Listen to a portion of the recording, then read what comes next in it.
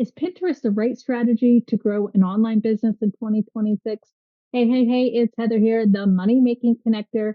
And today is the last day. We're wrapping up the third week of my Pinterest 90-day intensive. And we're learning if Pinterest is a good strategy to grow an online business in 2026. I don't know the answer. Maybe you do. Maybe you've done it or tried it and it hasn't had success, but we're going to see firsthand what it's really all about. So today I'm just going to kind of go over what I've done so far, show you where I started and where I'm at today.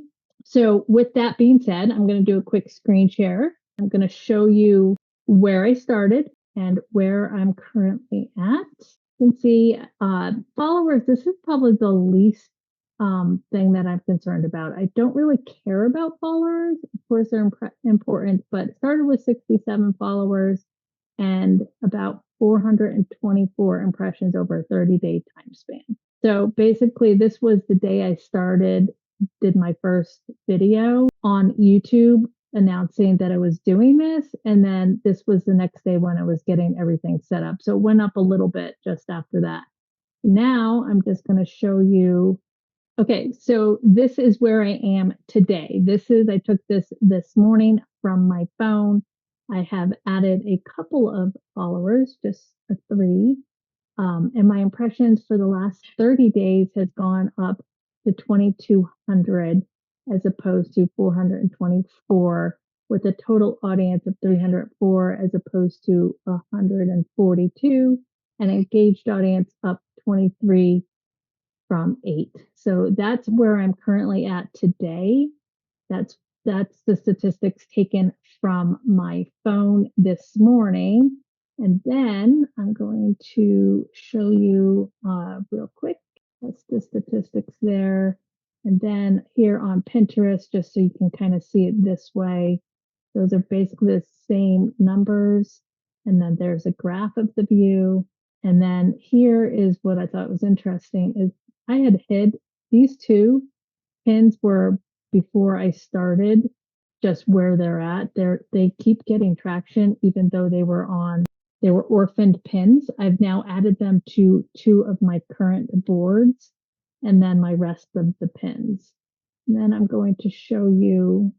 So I currently have about 6 pins outstanding. Actually, I have more than that, and I'll show you that in a minute.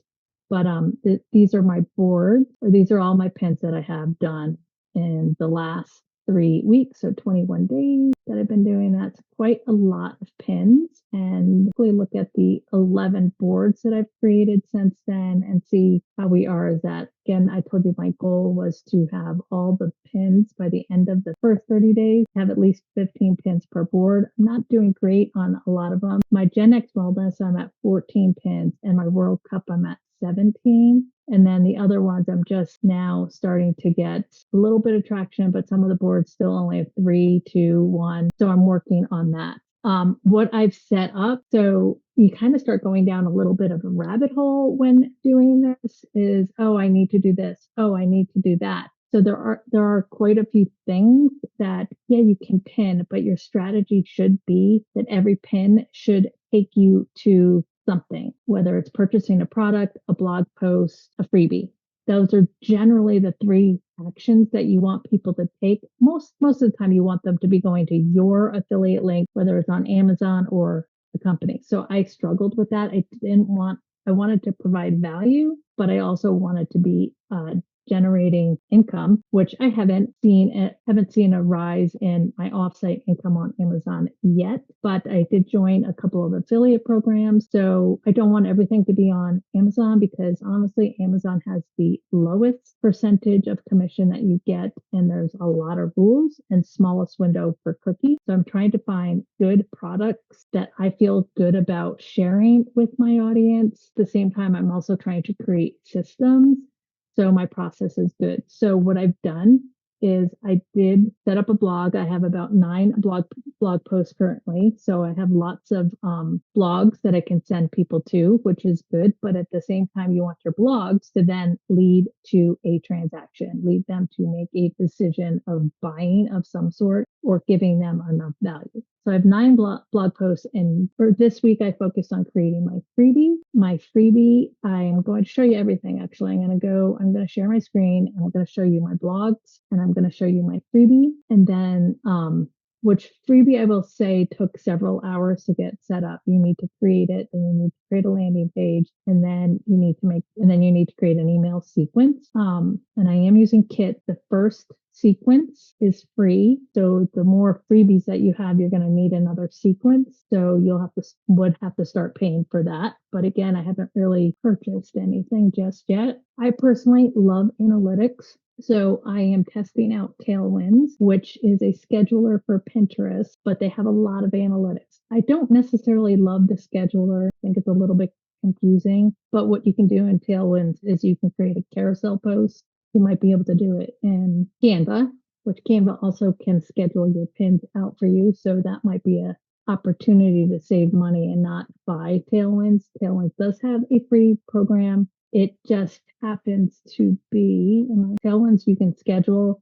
I think it's only 3 posts per month on the free program. So if you're going to do carousel posts one a week, probably would just want to do your carousel posts, but they also repurpose your content. And again, I'm not sure that it's for me yet. I am on a free trial for 7 days to test it out and see if I like it. And then I'll make a decision from there. I might just start in at the lower because I'm going to let some of my other tools go that I've been using for Amazon because I'm not utilizing them, and they tend to be a little bit more expensive. So let's take a look and see what's going on. Okay, so I am using PostTap to deep link on Pinterest to my Amazon. As far as I can tell, PostTap is just for Amazon. Let's see if you're getting traffic on this link. I think maybe you can. I haven't played around with the reports so much on PostTap. You can see a little bit. So I'm not getting a lot of links or a lot of clicks on so I'm not getting a lot of clicks on my links to Amazon just yet, but I am getting a few. Then this is my blog, and I am getting activity out to my blog. You're seeing yes, of course, some of that is me, but it hasn't been 69 visitors. So some of this, these are all the blog posts that I have. So 9 blog posts. And then I set up one more page that I want to show you. It's called My Favorites. Pulled it up here for now. So at the end of my freebie, I'm taking people to this. That's going to be a link to my favorite products. I want to set it up differently, but right now Shopify, the theme that I have doesn't allow a lot of customization. So I have to learn how to create a different theme because I want to have it like images and then people just click the images instead of reading all that. And then this is Kit. This is my freebie landing page, which I think turned out really nice. That's my email sequence. That's the landing page. And this is the actual freebie, which I really like the way that it turned out. It's not necessarily what I think it would be a juicy freebie. It's me. It's kind of about my story and why I think protein is super important and how I manage that. And then Tailwinds. This is Tailwinds. I happen to pull up my board insights, which I kind of like. I like looking at this. You can kind of see, okay, this pin or this board, I've had 1 outbound click, 20 pin clicks, I have 14 pins and 600. Like I love those type of analytics. And then you can do the same thing for pin inspector.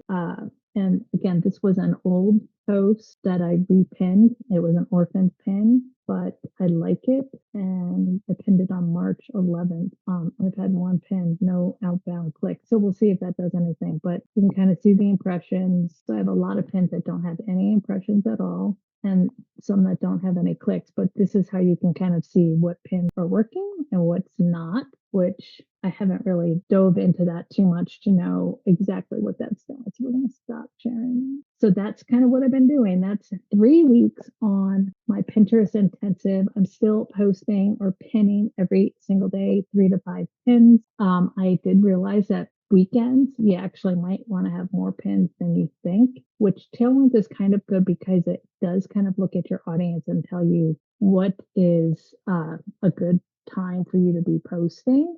So, so I might keep it just for that. I just think that it's kind of a little bit, I don't like the ghostwriting and the AI that they use to create pins. So I like creating my pins. I like having that control. I like having my whole vibe instead of using some of their stock images and that type of stuff. So for a scheduler, I might just use it just for that, which their lowest program, I think it's 300 pins a month, would be fine for me. Other things that I think I need now that I have an email list set up, I do think have delivering to with a Gmail address is not good. It ends up in spam. So I'm working on figuring that out, whether I want to go to where I purchase my domain and have email hosting through there and then have to manage that. I'd really prefer to have Google Workspace, but I'm having trouble setting that up.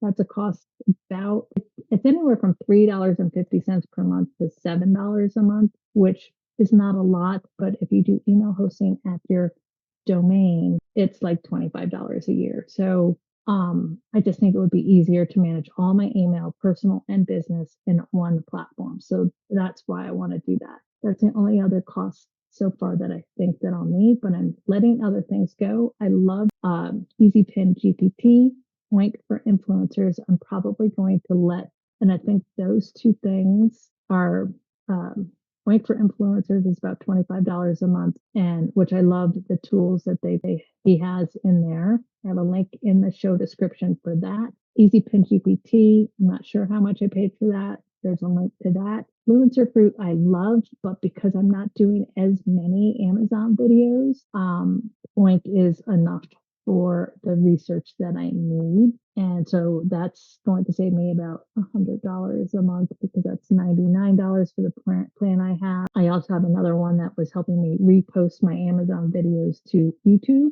I'm probably going to let that go. That was only $10 a month. I really liked it though. It scraped Amazon and posted it to YouTube for me, but I'm trying to clean up my YouTube and have it be more on my vibe. It's all about starting a business and getting started and knowing where to go. And there is a lot to work through, and I am doing it alone. But I'm sharing my journey to see if I can help someone else make those decisions. I'm pretty techie, so I know what needs to be done. It's just finding the right order to do it to get the most traction. If you have any questions or suggestions, I'd love to hear them. And if you'd like to follow along, be sure to hit that subscribe button and the notify button to see how we move along in our Pinterest journey. That's all for now. We'll see you next week. Take care. Bye.